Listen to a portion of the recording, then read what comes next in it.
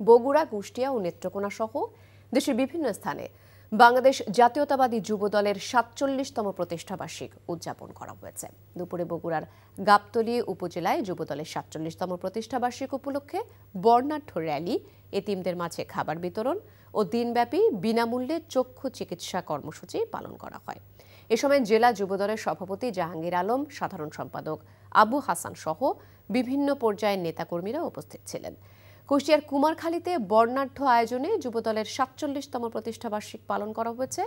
দুপুরে কুমারখালী উপজেলা বিএনপির সভাপতি নুরুল ইসলাম আনসার প্রামাণিকের নেতৃত্বে হলবাজারে বর্ণাঢ্য র্যালি করা হয়। যুবদলের ৪৭তম প্রতিষ্ঠাবার্ষিক উপলক্ষে নেত্রকোনায় শিক্ষার্থীদের মাঝে গাছের চারা বিতরণ করেছে জেলা যুবদলের সাবেক সহসভাপতি আনোয়ার হোসেন বাদশাহ। বান্ডেল থাকলে প্রতি সেনমানিতে টাকা বাঁচবে। বিকাশ সেনমানি বান্ডেল কিনে জিতুন প্রতি লেনদেনে।